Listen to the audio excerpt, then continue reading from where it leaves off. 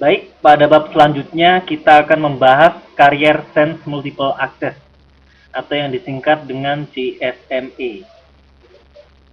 Dalam jaringan lokal, media kabel yang digunakan adalah TCP atau kabel koaksial.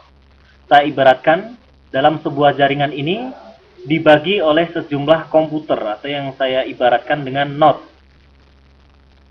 Kemudian ketika media atau node-node saling berbagi, hanya satu node yang dapat mengirimkan data pada suatu waktu. Jika beberapa node saling mengirimkan secara bersamaan, data tersebut bisa kacau. Kemudian bagaimana agar tidak kacau? Maka dipakailah yang dinamakan adalah Medium Access Control Protocol atau MAC.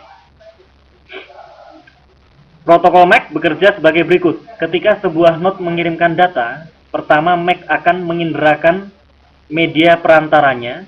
Jika beberapa node yang lain saling mengirimkan data, maka MAC akan terus menginderakan media perantaranya sampai media perantara ini terbebas atau tidak sedang bermuatan. Dan kemudian selanjutnya akan mulai bertransmisi. Di sini ini gambarnya, jadi di situ terlihat 3 buah node dan mereka saling berhubungan. Baik. Selanjutnya saya akan membahas chapter 9, yaitu Carrier Modulation. Selanjutnya, apakah yang dinamakan modulasi? Modulasi dapat didefinisikan sebagai superimposisi dari sinyal yang berisi informasi pada pembawa frekuensi tinggi. Jika kita harus mengirimkan suara yang mengandung komponen frekuensi sampai 4 kHz, kita superimpos sinyal suara pada pembawa, katakanlah 140 MHz, sinyal suara input disebut sinyal modulasi. Transformasi superimposisi disebut modulasi. Perangkat keras yang melakukan transformasi ini disebut modulator. Output dari modulator disebut sinyal yang termodulasi. Pembawa termodulasi dikirimkan melalui media transmisi, kemudian melakukan setiap operasi lain yang diperlukan pada sinyal termodulasi, seperti penyaringan.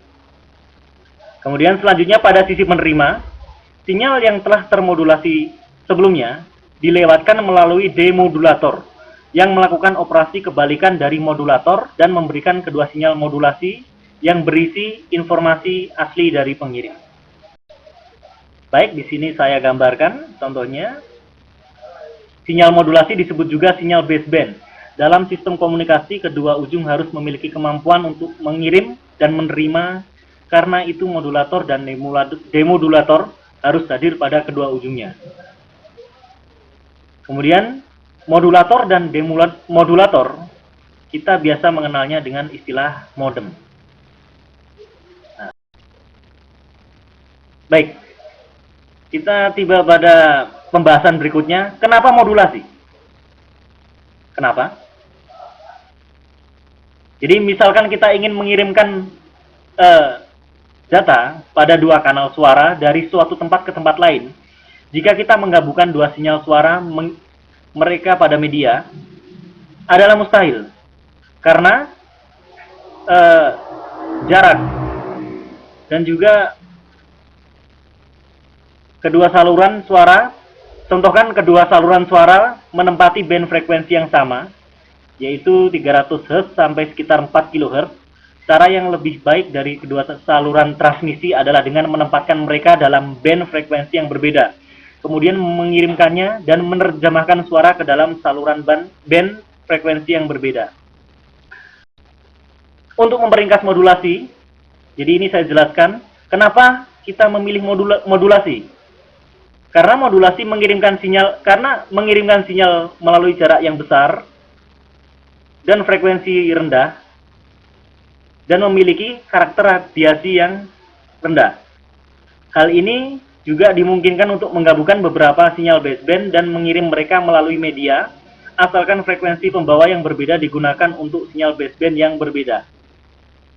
Yang ketiga adalah antena kecil juga dapat digunakan dalam transmisi ini. Kemudian selanjutnya adalah jenis-jenis modulasi. Secara umum modulasi dapat didefinisikan sebagai transformasi sinyal.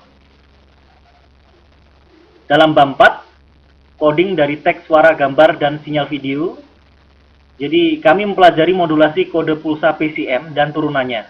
Penting untuk dicatat bahwa ini adalah sumber teknik pengkodean yang mengubah sinyal analog ke bentuk digital. Dan dalam bab ini kita akan mempelajari modulasi karya yang mengubah pembawa sedemikian rupa sehingga pembawa berubah berisi informasi dari sinyal modulasi. Baik, selanjutnya. Nah, kemudian ada teknik analog modulasi dapat dibagi menjadi 3, yaitu pergeseran amplitudo keying atau ASK, atau amplitudo shift keying. Kemudian ada yang namanya frekuensi shift keying atau FSK. Yang terakhir adalah PSK atau fase shift keying. Nah, di sini ada teknik-teknik modulasi analog. Modulasi analog digunakan secara luas dalam penyiaran program-program audio dan video, dan banyak sistem telekomunikasi tua yang juga didasarkan pada modulasi analog. Dan semua sistem yang baru dikembangkan menggunakan modulasi digital untuk penyiaran. Analog modulasi terus dipakai dan memainkan peranan penting. Baik, selanjutnya adalah amplitude modulation. Dalam AM atau amplitude modulation, amplitude carrier sebanding dengan amplitude sesaat dari sinyal modulasi. Dan frekuensinya tidak berubah. Di situ terlihat gambarnya. Untuk gambar A adalah sinyal modulasinya. Kemudian untuk gambar B adalah sinyal amplitudo yang telah termodulasi. Kemudian ada frekuensi modulation. Dalam frekuensi modulation, frekuensi pembawa yang bervariasi sesuai dengan amplitudo dari sinyal modulasi. Deviasi frekuensi sebanding dengan amplitudo dari sinyal modulasi, amplitudo carrier dipertahankan konstan. Terlihat gambarnya. Di situ terlihat sinyal renggang, rapat, renggang, rapat. Itu adalah ciri daripada frekuensi modulation. Baik. Dan yang terakhir adalah fase modulation. Dalam modulasi fase, deviasi fase dari carrier sebanding dengan amplitudo sesaat dari sinyal modulasi. Hal ini dimungkinkan untuk memperoleh modulasi frekuensi dari modulasi fase.